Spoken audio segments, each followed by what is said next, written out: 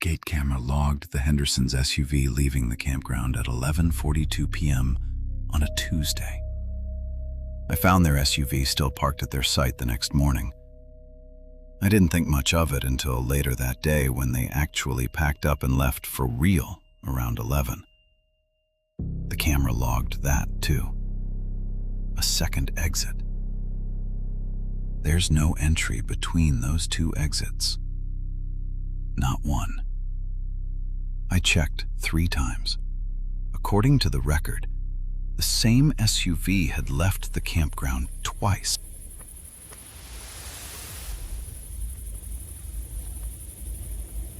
I work at a campground in northern Michigan, up near the lake, about 170 sites split across 5 loops. I've been the seasonal assistant manager there for 2 summers, which means I show up around Memorial Day and stick around through the fall shutdown in October. It's a family-owned place, nothing corporate about it. The kind of campground where the owner still drives the mower himself if somebody calls in sick. By the time this happened, we were just past Labor Day, which is when things change fast. Half our reservations clear out within a week of the holiday. Kids go back to school, and suddenly a campground that was full 2 weekends ago is maybe a third full. We start closing sections down loop by loop, mostly because it doesn't make sense to keep the water running and the bathhouses heated for 6 occupied sites. My job at that point in the season was pretty simple. Open the office in the morning, deal with whatever guest issue comes up, which by September is usually somebody asking if the fish are biting, walk the loops in the evening, and close up at night. Closing up doesn't mean anybody's locked in. Once the office closes, the entrance restricts new vehicles from coming in. Anybody can still drive out whenever they want. But before I leave for the night, I need to know which registered vehicles are actually still on the property. So if something doesn't add up, we're not dealing with it blind the next morning. We've got one way in and one way out, with a camera at the entrance that handles the counting for us. Every time a vehicle crosses, it automatically logs the time, the plate, and whether it was coming in or going out. It gives us a list of who came and who left and when. Most nights, the count is boring. Number of vehicles in matches number of vehicles that are supposed to still be there. You lock up and go home. If it doesn't match, if the numbers are off by even 1, I don't just assume the machine's wrong. I get in the truck and drive the loops myself until I can account for every vehicle by eye. Site 14 is out on the far end of C Loop, right on the water. It's a good site, one of the ones people request by name. It's also not close to anything. Even with nobody else on the road, it's a solid 4 or 5 minute drive out there from the entrance, longer if you're walking it. The Hendersons had been staying at 14 for 5 nights. Nice family. 2 kids, one of those roof cargo boxes strapped to a gray SUV, the kind you can spot from pretty far off. When I saw that 11:42 exit on the printout the next morning, my first thought wasn't that anything strange had happened. My first thought was that the camera grabbed a bad read off a similar plate and matched it to the wrong vehicle. That kind of thing happens with automated systems. I had a few minutes before the office phone usually started ringing, so I pulled up the 11:42 exit event. It was their SUV. No question about it. You could see the roof box, the little permit tag we hang from the mirror, and enough of the plate to match it against the reservation. Gray SUV, Ohio plate, caught at a slight angle as it came through the gate. It looked like every other exit photo we've got in that system. Same angle, same lighting, same everything. If I hadn't already known their car was still sitting at Site 14 that morning, I'd have looked at that picture and moved on with my day. My best guess at that point was that somebody in that family had taken the SUV out for something late, A gas station run, forgotten ice, whatever, and come back in without the system picking it up. That happens with automated systems sometimes. Later that morning, I was making a round through C Loop and stopped at 14 while they were packing up. Cooler already in the trunk. I mentioned we'd had a weird thing come up with our gate camera and asked if anybody had taken the SUV out late the night before, maybe around 1:45 to midnight. The dad looked at his wife. No, why? System logged it leaving around 11:40. Wasn't us. Keys were in the tent with us. His wife said she'd been up later than him, reading in the tent with her phone light on, and their sight backs right up to the road out. She figured she'd have noticed headlights. Neither of them seemed bothered by the question. The dad laughed a little and said, maybe somebody borrowed their car and put gas back in it before anyone noticed. I told them it was probably a glitch on our end, thanked them, and headed back toward the office while they finished loading up. A little before 11, I watched them pull out through the gate myself. Kids in the back, everything strapped down normal. I logged the checkout on our end. When I checked the printout that afternoon, their actual departure was right there. 11:04 a.m. Correct plate, correct vehicle. Which meant I now had 2 logged exits for the same SUV. One the night before, and one that morning, with nothing showing it ever came back in between them. I believed the family, mostly. People sleep through things, and I'd known these systems to misread things before. None of what they told me ruled that out. I found the manager in the shop before he left and showed him the 2 exit records. I told him what the Hendersons had said. Probably the camera system, he said. Write down the exact times for me. I'll give the installer a call, have him take a look next time he's out this way. I wrote the times down on a sticky note and left it on his desk before I headed back out to finish the rest of my afternoon. The technician came out that Thursday. One of those visits where you can tell he's got 2 more stops after us. He checked the camera alignment, pulled a week of logs, looked at a handful of recent plate reads against the photos to see if anything was misreading badly. He asked me to walk him through the exact times on the Henderson thing, and I did. He couldn't find anything wrong with the camera itself.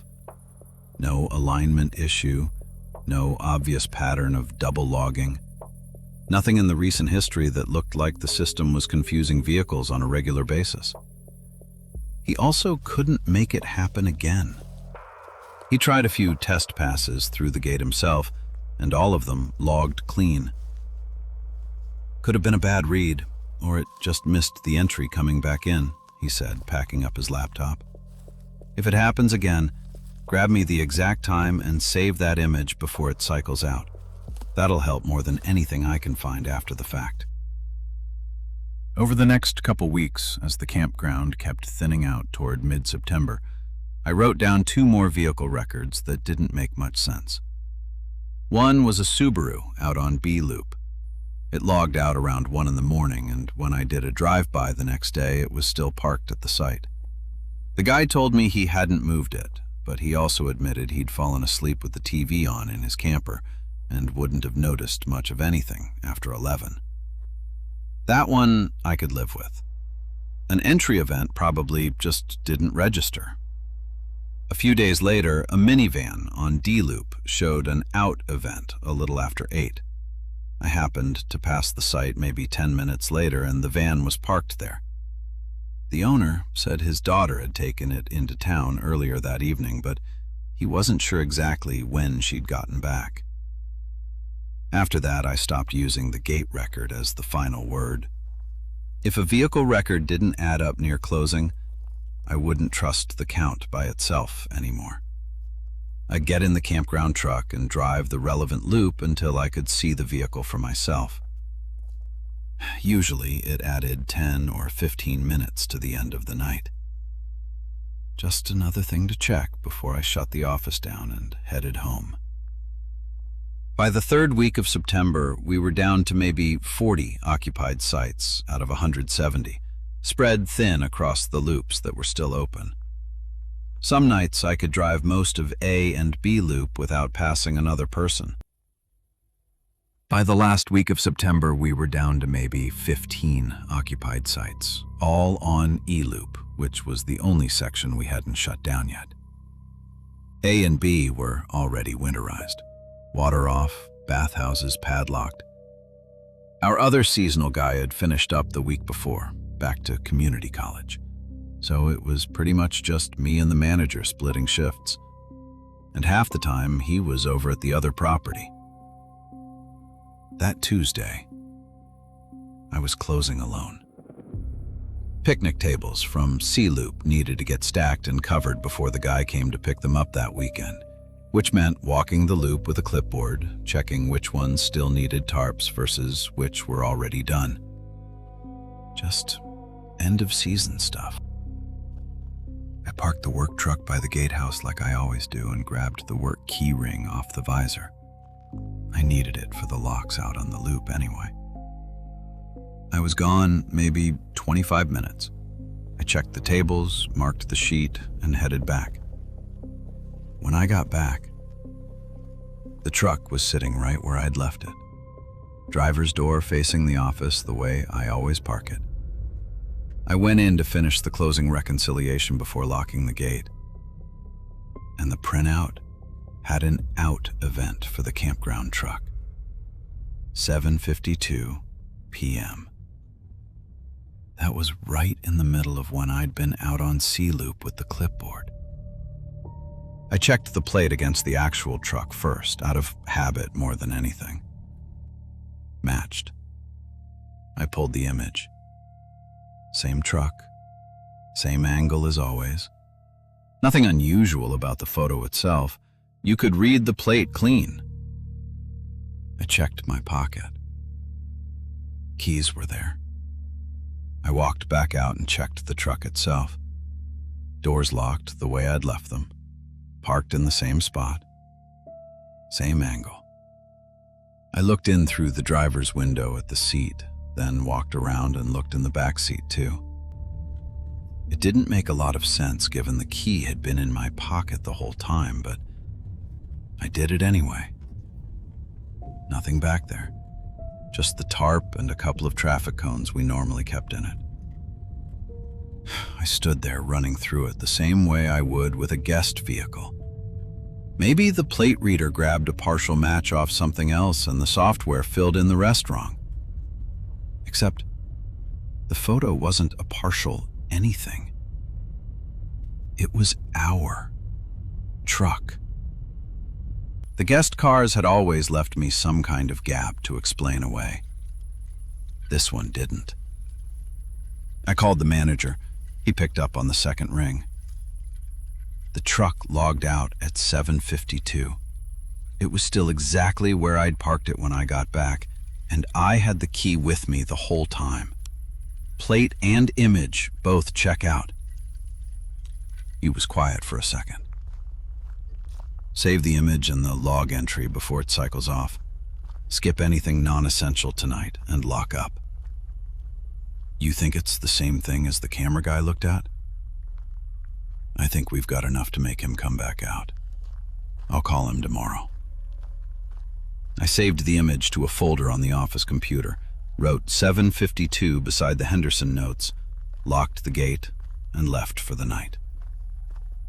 The last 4 sites checked out on a Saturday, all before 11, which is normal for a closing weekend. Nobody was staying over that final night. I was the one scheduled to do the final close. E-loop still had to be walked one more time before I could chain it off. I checked each pad directly instead of just trusting the sheet. Sites 41 through 55, one at a time. Fire rings cold. Nothing left behind. No vehicles anywhere. A couple sites still had leftover firewood stacked by the ring, which I made a note to grab later. The bathhouse on that loop had already had its water shut off, but I checked the doors anyway.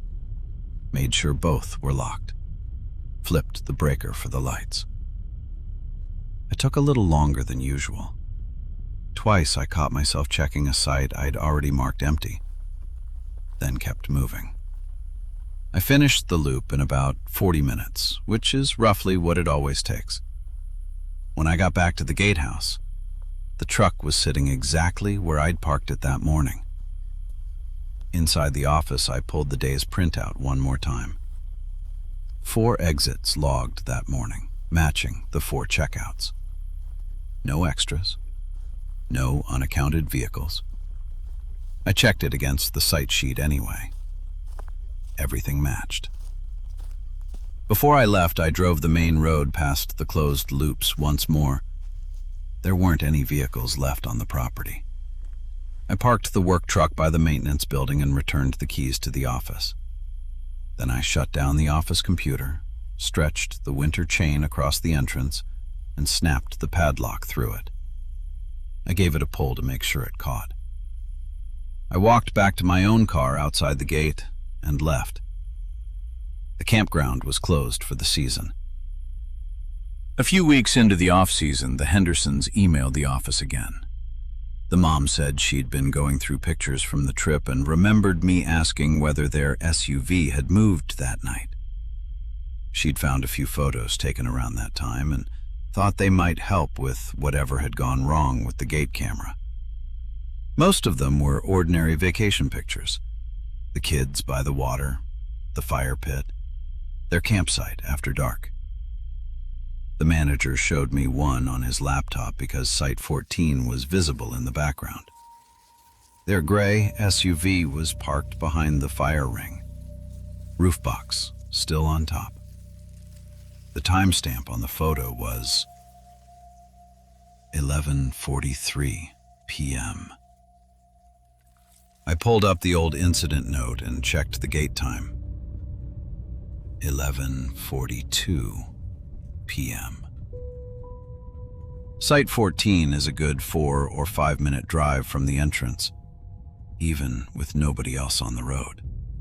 The gate camera had photographed the Hendersons' SUV leaving at 11:42 p.m.